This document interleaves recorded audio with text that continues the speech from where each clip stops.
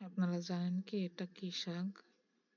আমাদের এলাকায় এটাকে নোটে শাক বলে। আপনাদের এলাকায় কোন এলাকায় কি নামে ডাকে অবশ্যই জানাবেন কমেন্টে।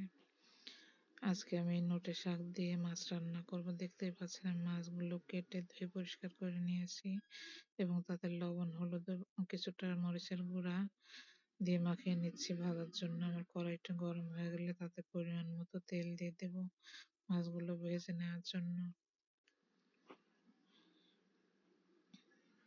এবার তেলটা গরম হয়ে গেলে তাতে সামান্য পরিমাণ লবণ দিয়ে নিলাম যাতে মাছগুলো কড়াইতে আটকে না যায়।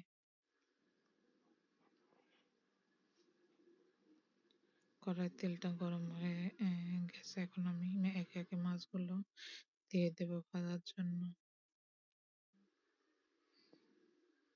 এই মাছগুলো খেতে ভাজা খেতে অনেক মজা লাগে, কিন্তু আজকে আমি এই নোটে শাক দিয়ে মাছগুলো রান্না করব। নোটে শাক এমনিতেও ভাজা খাওয়া যায়, আবার মাছ দিয়ে মাছের তরকারি হিসেবেও খাওয়া যায়। যেভাবে খান না কেন অনেক মজার একটা শাক। ভাজা এবং তরকারি সবভাবেই খাওয়া যায় এটা। দেখতেই পাচ্ছেন এর মধ্যে আমার মাছগুলো দেওয়া হয়ে গেছে এবং এক পাশে ভাজা হয়ে এসেছে। আমি মাছগুলো আবার উল্টে নিচ্ছি ও পাশটা ভাজার জন্য।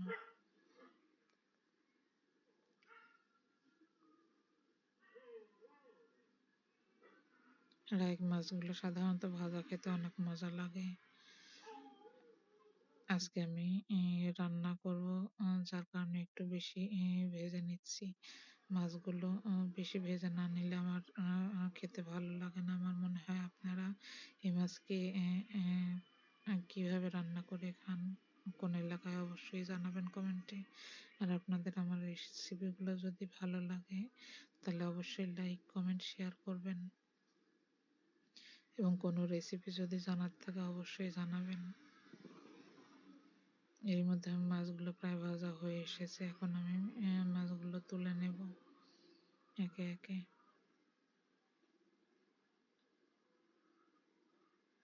এখান থেকে কিছু মাছ রাখবো রান্নার জন্য এবং কিছু মাছ ভাজা খাওয়ার জন্য। দেখতে পাচ্ছেন আমার মাছগুলো প্রায় হয়ে গেছে ভাজা সবগুলো।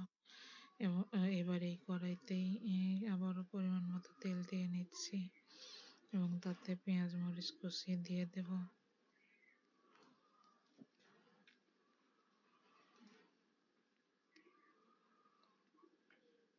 মরিচ পেঁয়াজগুলো একটু হালকা বাদামি লাল হয়ে আসলে তাতে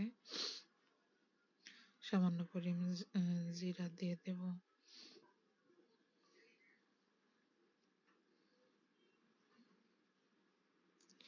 এবার তাতে আমি মশলাগুলো দিয়ে দিচ্ছি। আমি আগেই অন্য পাত্রে আদা, রসুন, পেঁয়াজ, জিরা বাটা দিয়ে রেখেছিলাম। ধনিয়া গুঁড়া, হলুদ গুঁড়া, মরিচের গুঁড়ো এবং লবণ পরিমাণ মতো দিয়ে দিয়েছিলাম, সাথে সামান্য পরিমাণ পানি। দেখতেই পাচ্ছেন মশলাটা কষানো হয়ে এসেছে প্রায়। এবার তাতে আমি নোটে শাকগুলো দিয়ে দিলাম। শাকগুলো আমি আগেই কেটে বেছে ধুয়ে পরিষ্কার করে রেখেছিলাম। শাকগুলো দিয়ে এখন একটু কিছুক্ষণের জন্য ঢাকা দেব। কিছুক্ষণ পর আবার শাকগুলো একটু নাড়াচাড়া করে দেব এবং পরিমাণ মতো পানি দিয়ে দেব।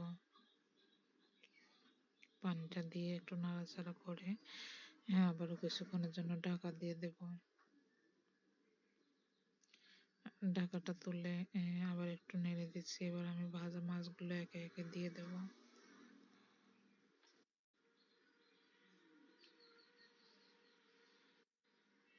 শাক দিয়ে মাছ রান্না করলে আপনাদের খেতে কেমন লাগে অবশ্যই জানাবেন।